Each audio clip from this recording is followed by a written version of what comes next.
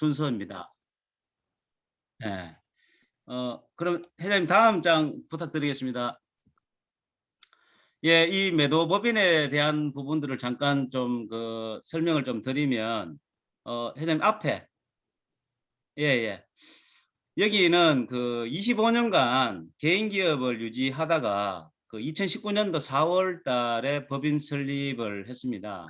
해서 그때 당시에 토지하고 그리고 이제 건물하고 이제 이렇게 어 공장을 지으면서 담보대출 일어나서 뭐 여신을 일으켜서 했던 뭐 그런 회사인데 비교적 자금 상황이 그렇게 좋지 않은 상황에서 시작했던 것입니다.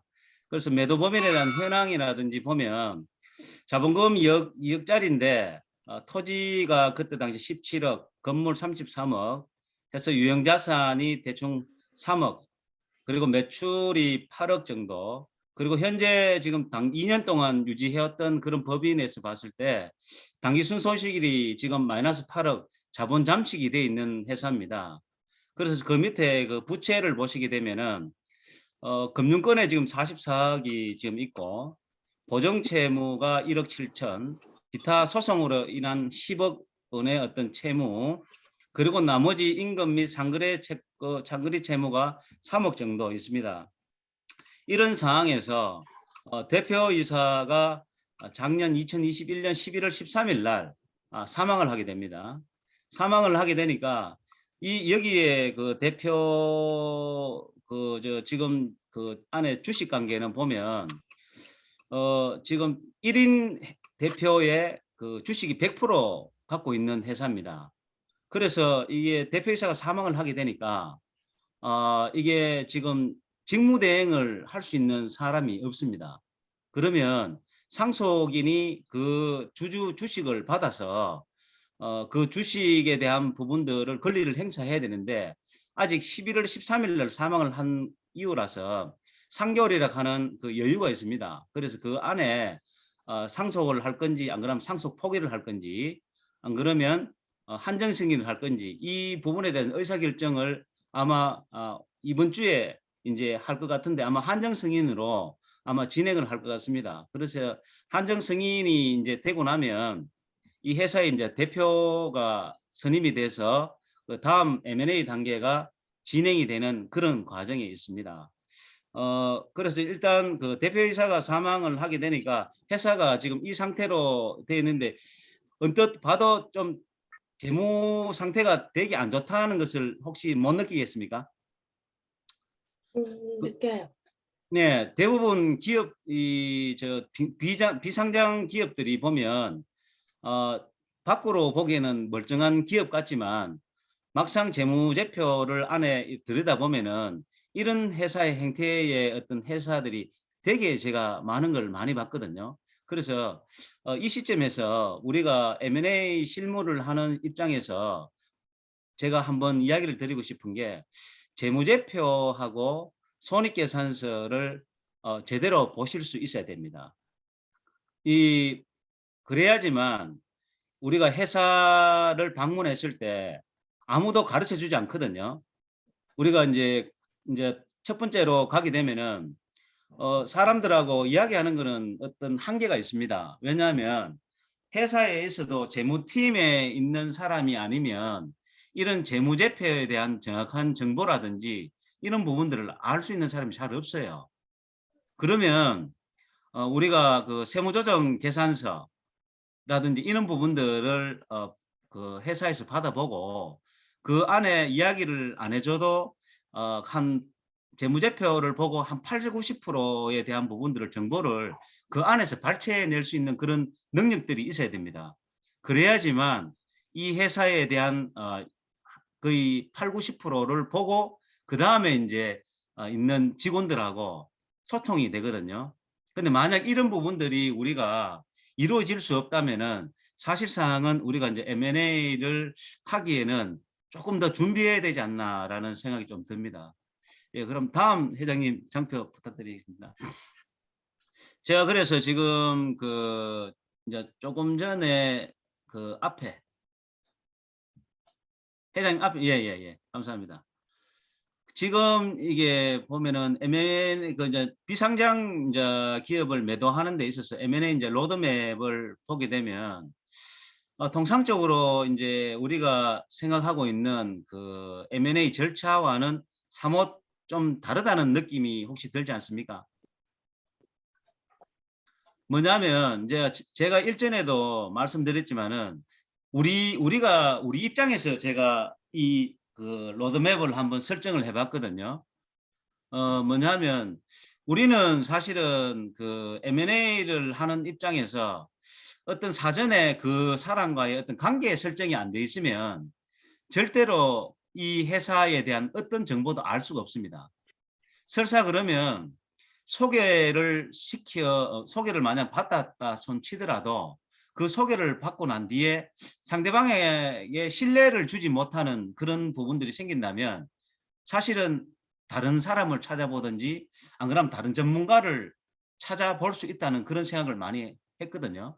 그래서 우리는 그 지금 조금 뒤에 보면 장표에 보면 제가 이제 M&A 어 그 실질적인 M&A 절차와 우리 지금 비상장 회사에 대한 M&A 절차를 좀 비교해 볼 텐데요. 우선은 지금 이 여기 그 지금 주식회사 정비회사 같은 경우를 한번 보고 제가 일단 로드맵을 한번 짜 봤는데요. 먼저 제일 중요한 거는 조금 전에 말씀드렸다시피 신뢰 구축인 것 같습니다.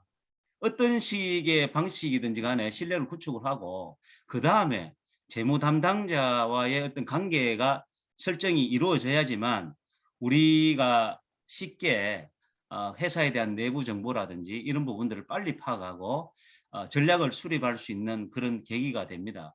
물론 이게 제가 장표로서 간단하게 두 줄만 적었는데요.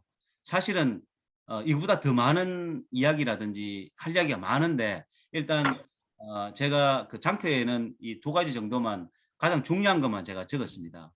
그다음 우리가 인제 간과하지 말아야 될 게 뭐냐면 우리가 회계법인이라든지 뭐 세무사 그리고 변호사 사무실에 가면 상담을 하고 나면은 정말 의례적으로 하는 게 계약입니다. 근데 우리는 자칫 잘못하면 이 계약 관계의 어떤 그런 부분들을 놓칠 수가 있습니다. 그래서 앞에 이 신뢰 구축과 재무 담당자의 관계 설정이 충분히 됐다고 판단이 되면 그다음에 바로 M&A 컨설팅 계약을 해야 됩니다. 그렇게 하지 않으면 어 이 마치 아무런 대가 없이 일을 하는 그런 격이 되기 때문에 이 M&A 컨설팅 계약이 되게 중요합니다. 그래서 거기에 계약서에 여러 가지 내용들이 있지만 가장 중요한 건 구체적인 어떤 용역 범위, 컨설팅 범위가 설정이 정확하게 돼야 됩니다.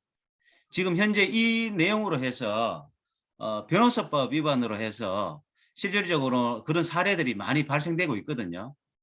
그래서 우리가 지금 그 M&A를 시작하는 단계에 있어서 이 M&A 컨설팅 계약은 가장 중요하다고 좀 말씀드리고 싶습니다. 그리고 거기에 또 다음 중요한 게 금액, 보수죠.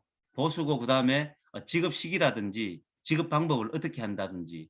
저번에 그 회장님이 한번 말씀해 주셨다시피 구체적으로 금액을 바로 페이백 받는 부분도 있지만 지분으로 가져가서 그 부분을 설정할 수도 있는 부분들도 있습니다.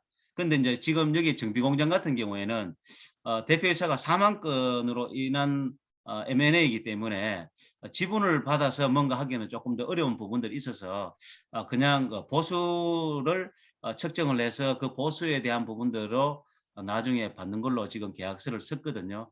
혹시 나중에 이 부분이 필요하시면 개인적으로 연락 주시면 제가 계약서에 대한 부분들을 같이 공유할 수 있도록 하도록 하겠습니다. 그다음 지금 법인 현황 파악이라고 나와 있는데요. 사실 그 앞에 초에 관계 설정에 있는 이 재무 담당자와의 어떤 관계 설정에서는 이 면밀한 그런 정보들이 사실 잘 안 나오더라고요, 보니까. 이게 시간이 좀 지나고 계약이 되고 난 뒤에는 정말 스스럼없이 이 자료를 세부적인 관리 회계적인 부분들 이런 부분들을 서슴없이 오픈을 하니까 그 서류를 전체 다 보고 나면은 사실은 이제 이 회사가 현재 어느 정도 상태에 있고 어떻게 그러면은 M&A를 진행할지 잠재적 매수자를 어떻게 접촉할지에 대한 부분들이 판단이 서더라고요. 그러면은 이 중에서도 가장 중요하다고 생각했는 게 뭐냐면 혹시 그 밸류에이션이라고 들어보셨습니까?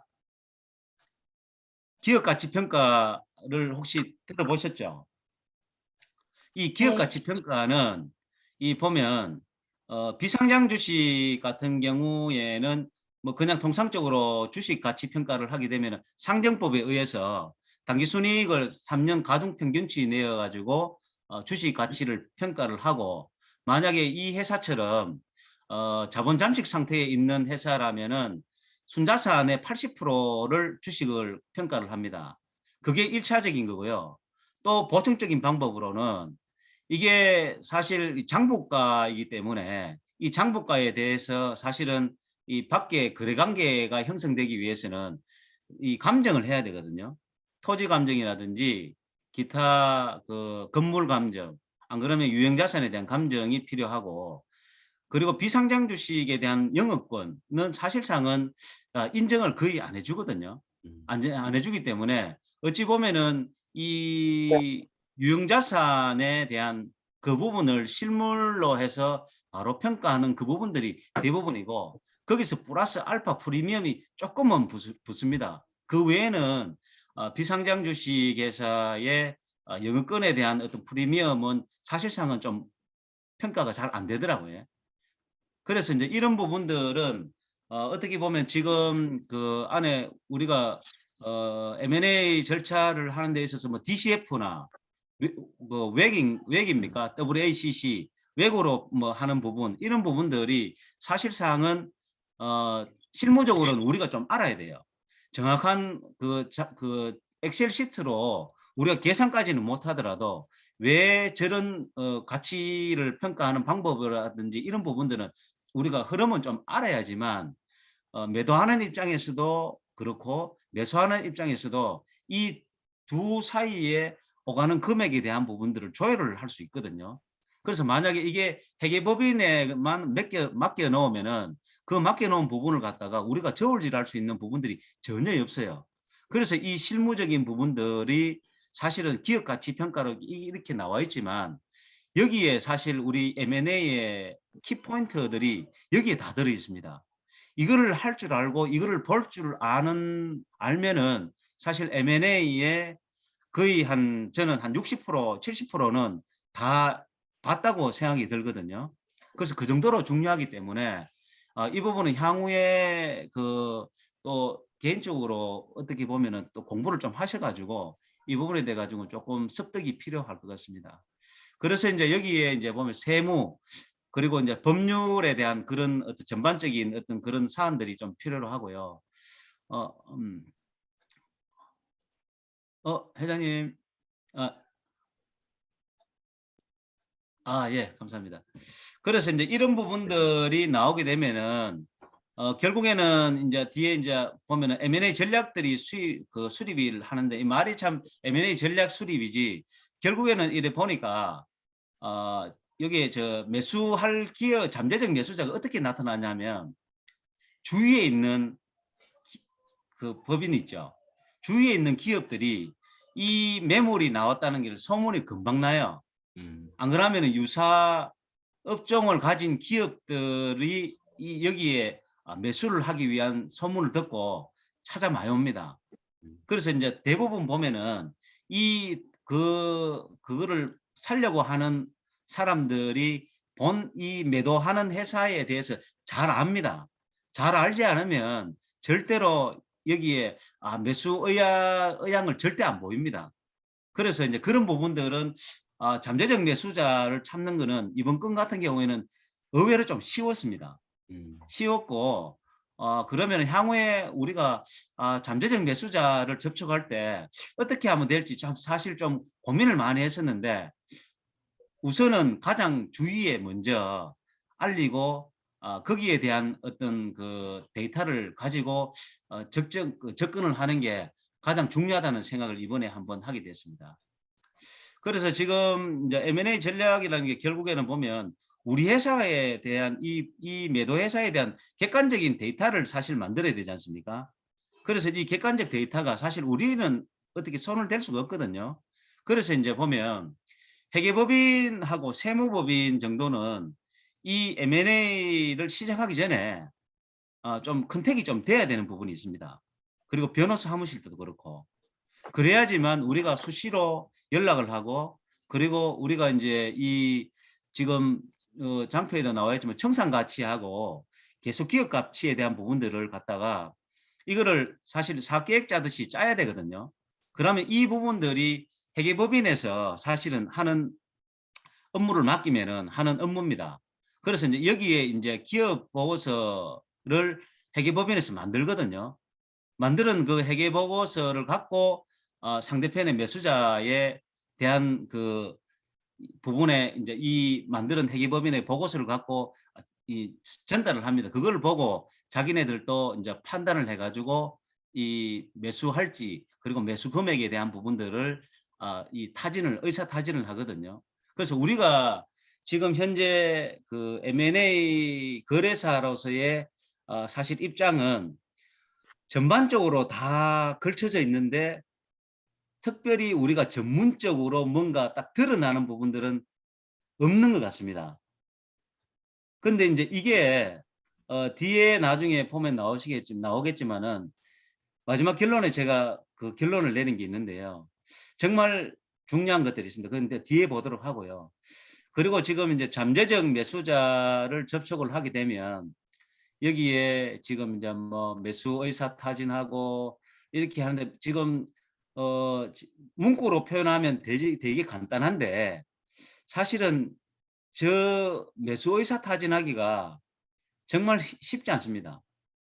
상대방에서 요구하는 정보도 많고 자료도 많고 원래는 이런 자료를 보기 전에 사실은 비밀 유지 계약도 체결해야 되고 그리고 거기에 따른 어떤 그 보증금이라든지 이런 부분들도 사실은 전부 다 언급해야 되는데 사실 그런 거를 정상적으로 해버리면은 안 옵니다. 될 수도 없고. 그래서 어떻게 보면 이 비밀리 유지 계약은 어떻게 보면 마지막에 형식적인 요식으로 진행될 수밖에 없는 그런 상황에 놓여져 있더라고요. 그래서 그런 부분들은 나중에 실무적으로 한번 진행하시다 보면 오늘 제가 이렇게 말씀드린 부분에 대해서 궁금하시는 부분들이 많이 있지 않을까라는 생각이 듭니다. 그다음 이제 이 잠재적 뭐 매수자 접촉을 하고 난 뒤에 다음에 이제 매각 수립을 해서 이제 결정은 이제 진행을 하는데요. 지금까지는 지금 잠재적 매수자 접촉까지는 제가 지금 했는 상태고요. 그래서 지금 매각까지는 아마 1월 말이나 아마 한 2월 한 중하순 중에는 아마 마무리가 될 것 같습니다. 그래서 이제 이렇게 지금 이제 로드맵을 뭐 잠깐 제가 설명을 드렸는데 뭐 어떻게 뭐 마음에 와닿으실지는 모르겠습니다. 하여튼 지금 제가 최대한 좀 설명을 드렸지만 나중에 혹시 이제 이런 부분에 대해서 있어서 조금 더 자세하고 뭐 그런 부분들은 한번 만나서 이야기를 좀 드리면 좋겠습니다. 그다음 한번 회장님 네. 한번 보여주시겠습니까? 잠깐만요. 참, 예예예. 여기 있습니다. 예예예. 아, 여기 이제 오른쪽에 보면은 사실 오른쪽에는 이제 이론적인 거고 이게 막 날아다니네. 예예. 오른쪽은 보면은 다 아시는 이론적인 그런 이야기인 거고 왼쪽은 지금 제가 실질적으로 이 진행했던 그런 실무적인 부분인데 이게 인제 뭐 상속이 인제 대표이사 사망으로 인한 인제 매도다 보니까 이게 쪼끔은 인제 다른 거하고 인제 주체가 없어 가지고 상속인이 주체가 되어서 진행을 하다 보니까 그 부분이 쪼끔 특이한 케이스인데 특이한 케이스인데 대표자가 선정되고 난 뒤에는 아까 전에 제가 로드맵으로 나왔던 그런 어 진행 절차로 진행으로 되거든요. 그래서 인제 지금 뭐 앞에도 말씀드렸지만은 어 법인 자산에 대한 부채 현황이라든지 자산이라든지 이런 부분들이 재무제표에 잘 나와져 있고 그리고 비상장 주식 가치에 대한 평가라든지 현재 어떤 그 법률적인 문제, 소송 문제 이런 부분들이 개괄적으로 판단이 되고 충분한 이야기가 된다면 사실 M&A는 그렇게 어려운 것도 아니지만 한번 경험하게 되면은 되게 쉽게 접근할 수 있습니다. 그래서 이제 이런 부분들을 갖고 그러면 과연 우리가 그 접근해야 될 사이즈는 어느 정도 될 것인가에 대한 고민을 좀 해봤거든요. 아마 제가 처음 만약에 지금 여기는 매매 가액이 한 50억 있어요. 60억 좀 되는 것 같아요. 근데 사실 50억, 60억 같으면 작은 사이즈는 딜 사이즈는 아니거든요. 근데 우리가 가장 쉽게 접할 수 있는 거는 제가 생각했을 때는 한 20억 이내의 회사를 갖다가 이렇게 M&A를 한번 경험해 보는 것도 좋은 경험이 되지 않을까라는 생각이 들거든요. 이 M&A는 되게 거창한 것 같지만 사실은 그 슈퍼라든지 저번에 그 회장님이 말씀해 주실 때 미용실 뭐 조그만 가게라도 사실 M&A의 성격을 띠면 다 똑같거든요. 거기에도 매출이 있고 거기에도 자산이 있고 부채가 있고 안에 다 그렇게 상거래 채권이 있고 이렇지 않습니까?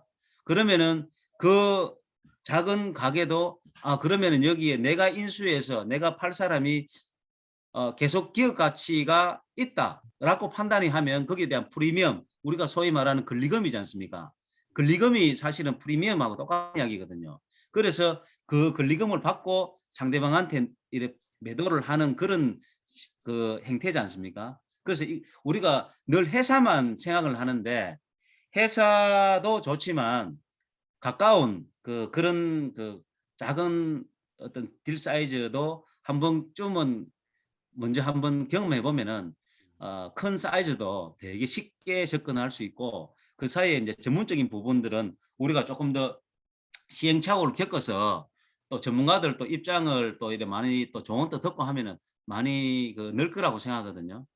하여튼 요 부분에 대해서는 조금 전에 뭐 이야기 드렸던 그 부분을 조금 장표로 쉽게 이해하기 쉽게 제가 보여드린 거고요. 다음 한번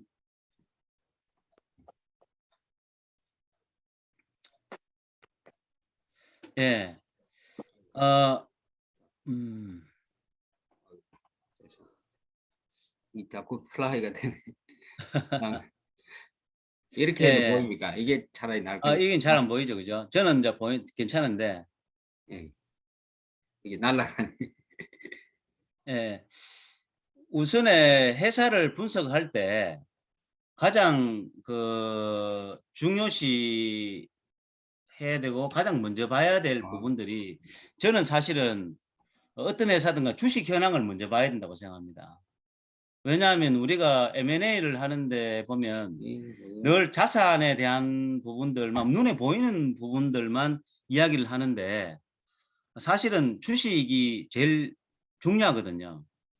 주식이 이제 제일 비상장이든 상장이든 주식이 제일 중요하고 그리고 다음에 이제 조금 전에 언급했던 재무 현황, 뭐 가치평가, 지역 가치평가 뭐 이런 부분 그리고 뭐 기타 세세한 뭐 재무적 어떤 상태를 봐야 되는 그런 수준인데 제가 사실은 이 건을 한번 하고 난 뒤에 좀 느꼈던 점을 지금 노란 그 안에 박스 안에 제가 넣어 놨는데요.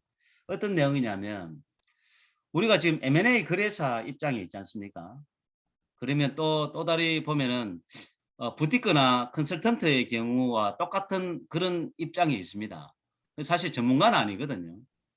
근데 현장에 가다 보면 저희가 막 이렇게 이야기를 하면은 그 매도하는 주체라든지 매수하는 주체들이 보면 거의 좀 참고하는 정도의 이야기만 들어요. 그런 어떤 스탠스가 있습니다. 좀 거리감에 대한 부분들이. 근데 이렇게 이제 제가 어 똑같은 이야기를 하더라도 뭐 전문가 회계사, 변호사, 세무사들 이야기하면 그 매수자, 매도자의 그 정보에 또 귀를 더 기울이고 하는 것 같거든요. 또 그 기준으로 해가지고 판단 기준을 설정하는 부분들이 되게 많습니다. 근데 어째 보면 이런 것들이 당연한 건데 사실 현장에서 일하다 보면은 좀 자존심도 상하고 기분도 좀 이래 좀 다운되고 그런 부분들이 없지 않아 있거든요. 근데 이제 이거를 어찌됐든 우리가 일이기 때문에 극복을 해야 되지 않습니까? 극복을 하기 위해서는 저는 이제 딱 두 가지를 이야기 드리고 싶습니다. 가장 중요하게 생각한 거는 관계 설정입니다. 그 관계가 어떤 식으로든 간에 그 사람이 나를 믿을 수 있을 만한 그런 관계가 설정이 돼야 돼요. 그렇게 되면 그 다음에 이 어떤 방식의 M&A 형식은 진행이 원활하게 된다고 생각하거든요. 그리고 그 다음에 똑같이 중요한 것은 전문가 못지않은 전문 지식을 갖고 있어야 돼요. 전문가하고 변호사하고 회계사하고 세무사하고 이야기를 해서 그 사람들이 모르는 이야기를 했을 때 내가 모른다는 인식을 주게 되면은 그 사람들은 다음은 저희들을 M&A 거래사 내지 그런 부분으로 보지 않습니다. 그냥 브로커 정도로 봐질 수도 있기 때문에 이 M&A를 하다 보면 저도 사실은 많은 경험이 없지만 정말 끊임없이 공부를 해야 된다. 끊임없이 노력을 해야 된다. 왜냐하면 내 자존심이 아니라 의뢰인들은 나에 대한 말이라든지 그런 행동이라든지 이런 부분에 대해서 유심하게 지켜보기 때문에 신뢰에 대한 부분들이 깨질 수 있습니다. 그래서 그런 부분들을 보면은 늘 긴장이 돼 있는 상태거든요. 그래서 말을 한마디 할 때마다 정말 조심스럽고 정말 이 말이 맞느냐 안 맞느냐에 대한 부분들을 계속 곱씹어서 이야기를 합니다. 그래서 그런 부분들이 좀 스트레스이지만 그래도 저는 이 일이 행복하고 즐겁습니다. 그래서 앞으로도 제가 이런 M&A 사례라든지 이런 게 있으면 정말 또 발표하고 싶고 또 더 나은 모습으로 한번 또 찾아뵙기를 희망하면서 오늘 장시간 준비한 거는 많이 없지만 끝까지 경청해 주셔서 두 분 감사합니다. 예, 이상입니다.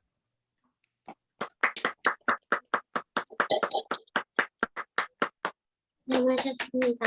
예, 감사합니다. 아유, 너무 좋은 발표를 해주셔서 너무 감사합니다. 예, 별 말씀이에요. 아유, 많이 준비 못해 죄송합니다. 그럼 간단히 우리가 지금 시간도 있고 Q&A 세션을 하겠습니다. 이렇게 뭐 네네네.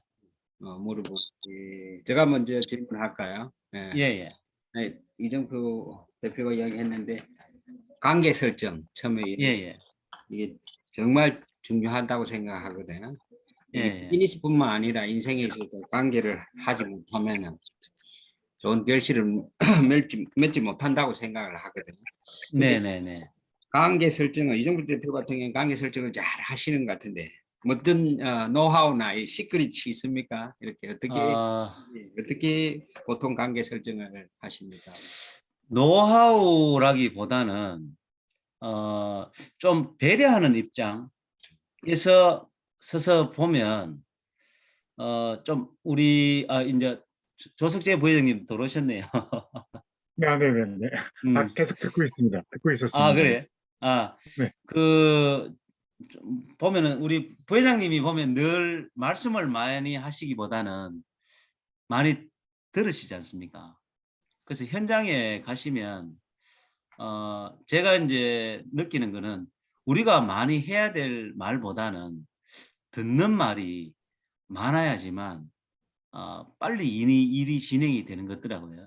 그래서 제가 아까 배려라는 그런 이야기를 드렸는데 내가 아무리 그 생각이 맞고 옳고 거기에서 이야기하고 싶어도 한 템포를 죽여서 있다 보면 그게 제가 판단을 잘못할 수도 있고요.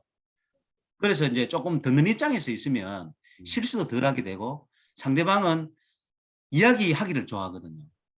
그래서 그런 부분에서는 관계 설정이 보다 좀 빨리 진행이 되는 것더라고요. 예. 뭐 여러 가지가 있겠지만 뭐 그런 부분들이 어떻게 보면 좀 잘 지켜지면 유익하지 않을까라는 생각이 듭니다. 맞습니다. 아이고 좋습니다. 경청을 해야 된다.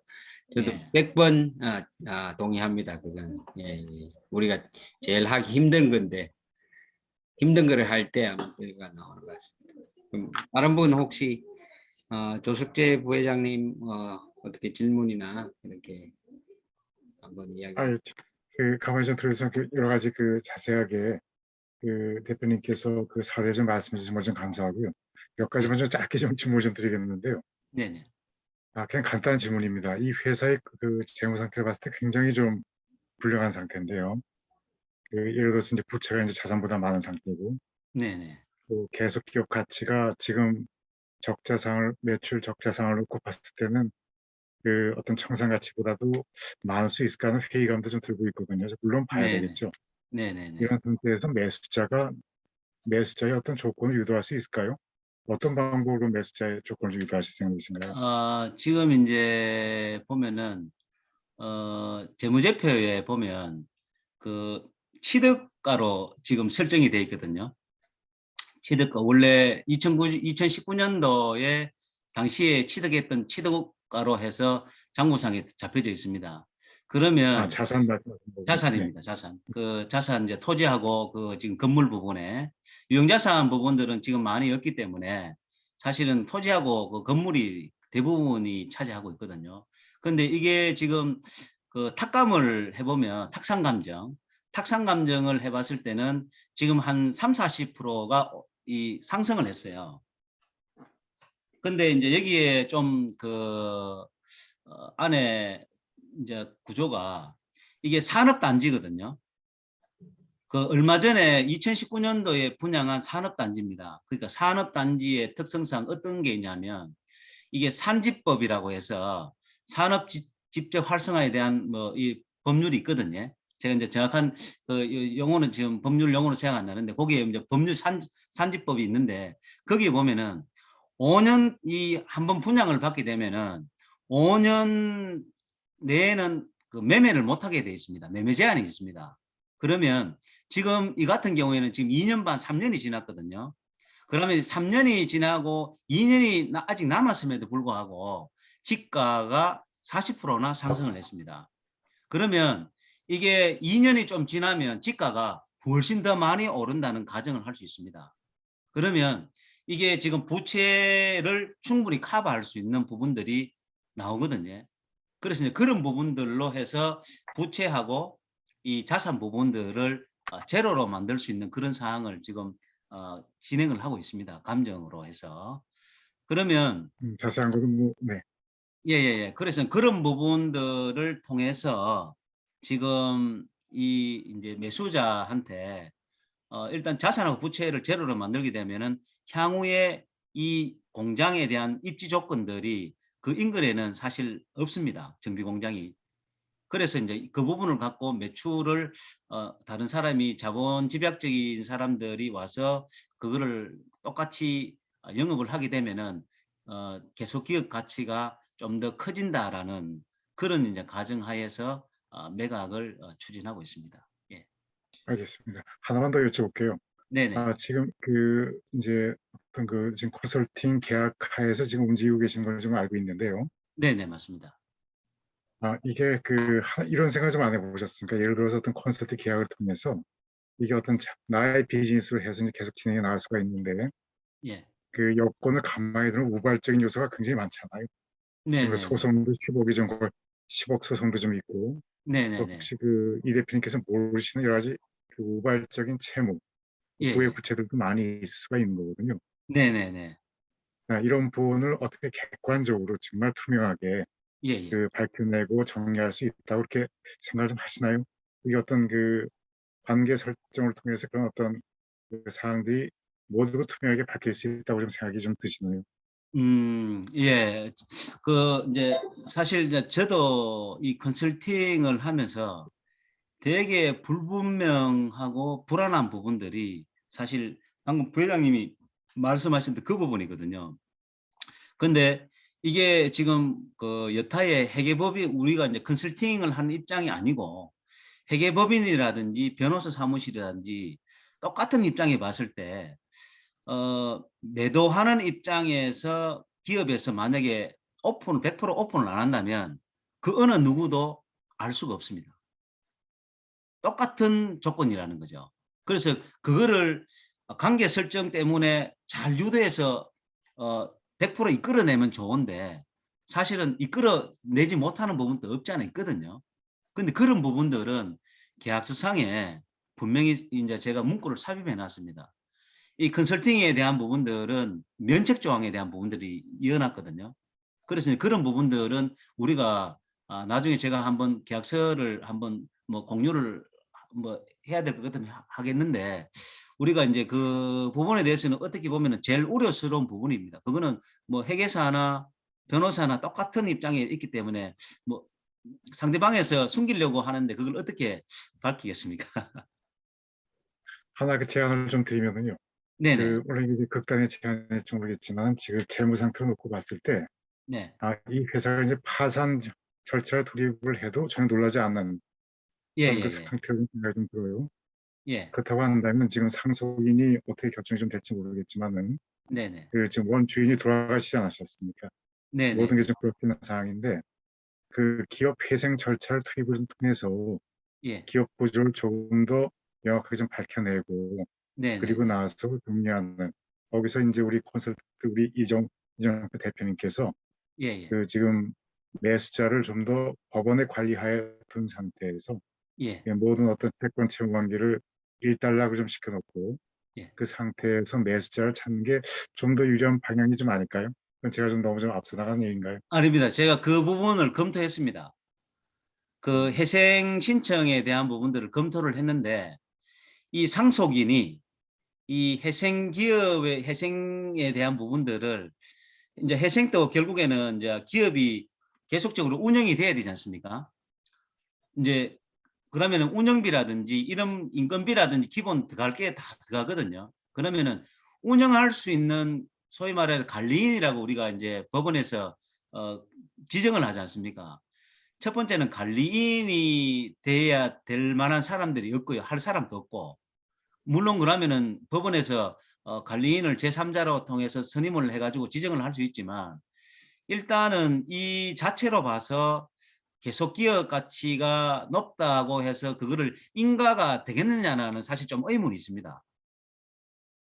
그러니까 이제 부회장님께서 말씀하시는 거는 우발적 채무에 대한 부분들을 좀 클리어하게 우리가 그 회생을 신청을 해서 그리고 이제 인가 전 관계 집회를 통해서 채권자들에 대한 부분들을 명확하게 조금 그래도 뭐 분리하게 되면 우발적인 그런 채권 채무 관계가 조금 뭐 원활하게 클리어하게 되지 않겠느냐라는 그런 좋은 말씀인데 맞습니다. 그 부분이 있기는 한데 현실적으로는 조금 힘든 부분이 없지 않아 있습니다.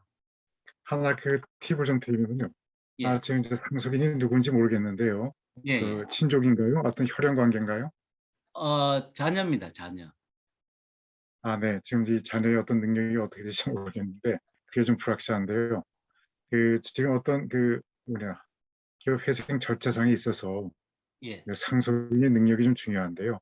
네네. 지금 상속인이 어떤 본인의 의지가 있다고 한다면은 예를 들어서 어떤 계속 기업에 대한 어떤 자신감이 있다고 한다면은 관리인으로서 선임이 될 수도 있는 부분도 좀 있거든요.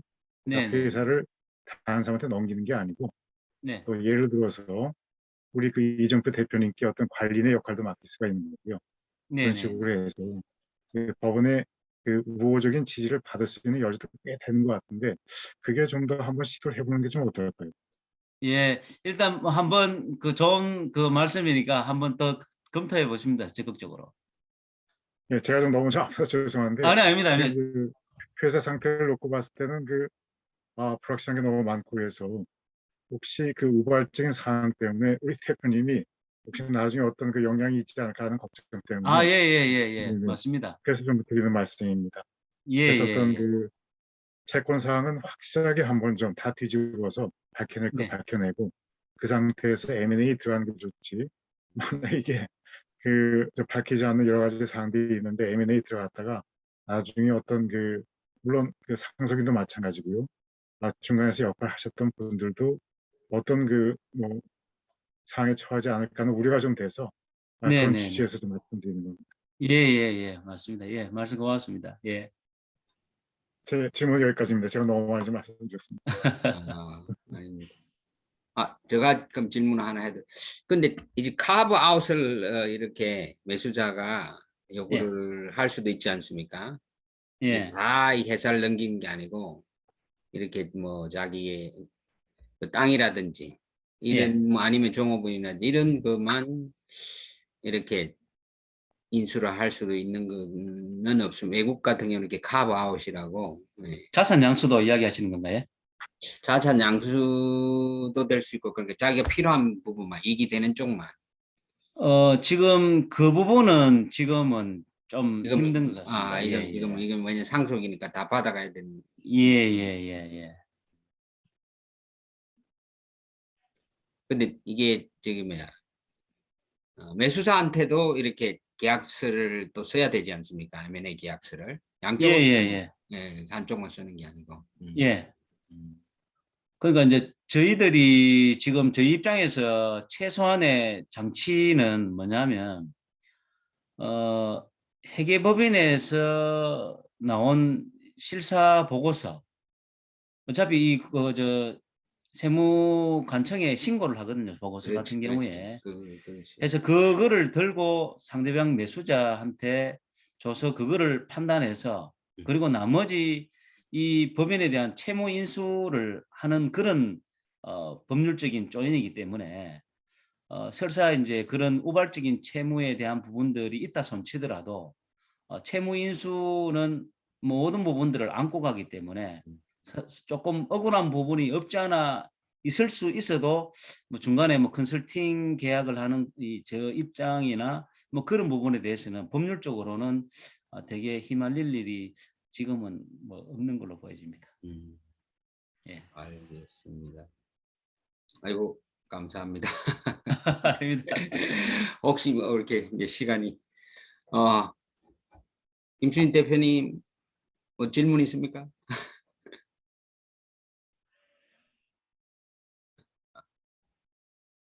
저요? 예, 예. 저는 없습니다. 네. 박예균 대표님 뭐 질문 있습니까? 네. 예. 이병표 대표님 강의 잘 들었습니다. 그리고 저번에 저희 그 회사에 방문해 주셔가지고 아주 즐겁게 그 얘기하느라고 좀 시간 가는 줄 몰랐는데 오늘 말씀해 주신 거 하시는 걸 보니까 뭐 어딜 가도 다 사람들이 다 좋아할 거라고 생각이 들기도 하고요. 저는 그 질문이 제가 아직은 잘 모르는데 아까 전에 말씀하실 때 이 대표님께서 기업 그 가치 평가 그걸 좀 예. 공부해야 한다고 하셨는데 제가 이제 그 마피아 에듀에서 다음 주에 기업 금융 지도사도 하고요. 그 다음 예. 달에 기업 가치 애널리스트도 하는데 요거 수업만 듣는다고 막 알지는 못할 것 같습니다. 그래서 좀 더 실무적으로 어떻게 좀 더 알 수 있을지 그게 좀 궁금합니다. 네.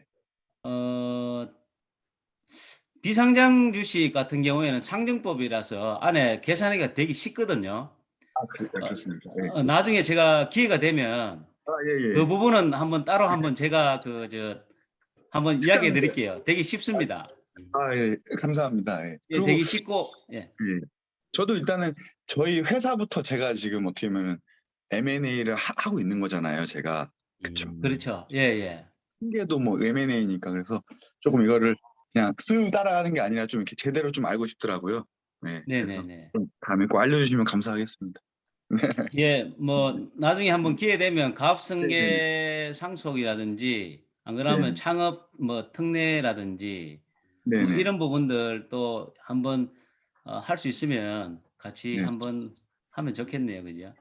그리고 제가 마지막 하나 말씀드리고 싶은 게 보니까 M&A 같은 거 보니까 이렇게 막 컨설턴트 같은 분들 되게 많은데 이렇게 막 세법이나 어떤 막 테크니컬적으로 하시는 분들이 좀 많은 것 같습니다. 근데 아까 이 대표님 처음 말씀하신 거 다시 말씀드리면 관계가 되게 중요한 것 같고요. 그리고 그런 지향점이 그냥 뭐 절세나 뭐 테크니컬적인 부분도 있지만 뭐 이렇게 이게 상속 그런 거 말고 이제 아니면 승계할 사람이 있다고 하면은 그 승계할 사람이 조금 더 이렇게 더 잘 나갈 수 있도록 더 좋게 회사를 할 수 있도록 그것도 만들어주는 것까지도 M&A가 하면은 되게 좋은 것 같다 생각이 들었는데